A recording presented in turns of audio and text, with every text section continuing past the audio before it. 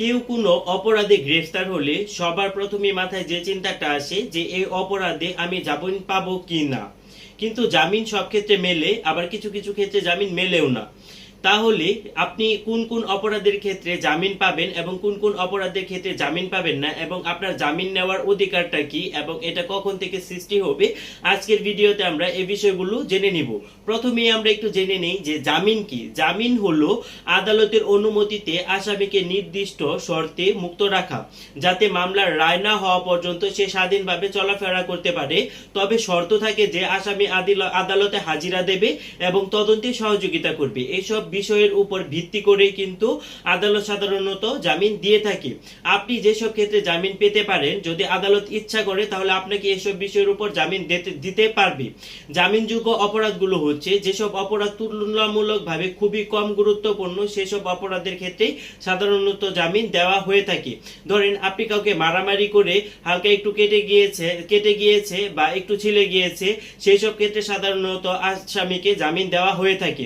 আপনি কাউকে মজার ছলে হুমকি দিয়েছেন কিন্তু সেটা সিরিয়াস হয়ে গেছে এবং সেটা খুবই কম গুরুত্বপূর্ণ একটা হুমকি দিয়েছেন, সেই ক্ষেত্রেও আপনি চাইলে জামিন পেতে পারেন। চুরি কিন্তু ক্ষতির পরিমাণ খুবই কম, সেই ক্ষেত্রেও আপনি চাইলে জামিন পেতে পারেন। এসব ক্ষেত্রে সাধারণত আদালত যদি চায়, আদালতের ইচ্ছার উপর নির্ভর করে সাধারণত জামিন দিয়ে থাকে। আদালত যদি মনে করে এই সব বিষয়ের উপর জামিন দেওয়া যাবে তাহলে আদালত জামিন দিতে পারে।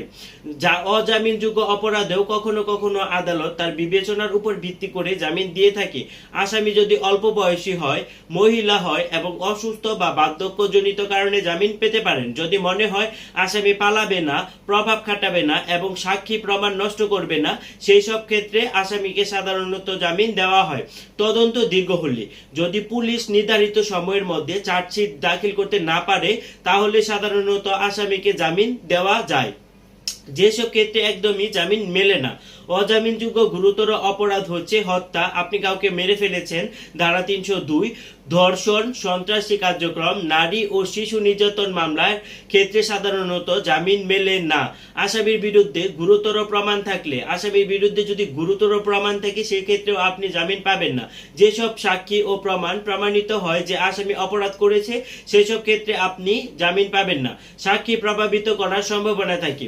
আদালত মনে করলে যে আসামি মুক্ত হলে সাক্ষী ভীত হবে না, প্রমাণ নষ্ট করবে না, জামিন দেওয়া হবে না। সেক্ষেত্রে রাষ্ট্রের নিরাপত্তা বিঘ্নিত হওয়ার সম্ভাবনা থাকলে, যেমন রাষ্ট্রদ্রোহ, সন্ত্রাসবাদ সংক্রান্ত মামলায় সাধারণত জামিন দেওয়া হয় না। জামিন আবেদন করার জায়গাগুলো হচ্ছে, আপনি প্রথমেই পুলিশ স্টেশনে যাবেন। ছোটখাটো জামিনযোগ্য অপরাধ হলে আপনি পুলিশ স্টেশনে আবেদন করতে পারবেন। সেক্ষেত্রে পুলিশ যদি আপনাকে জামিন না দেয়, সেই ক্ষেত্রে আপনি ম্যাজিস্ট্রেট কোর্টে আবেদন করতে পারবেন। ম্যাজিস্ট্রেট কোর্টও যদি আপনাকে জামিন না দেয়, সেক্ষেত্রে আপনি সেশন কোর্টে আবেদন করবেন। সেশন কোর্টও যদি আপনাকে জামিন না দেয়, তখন আপনি হাইকোর্ট বিভাগে আবেদন করতে পারবেন।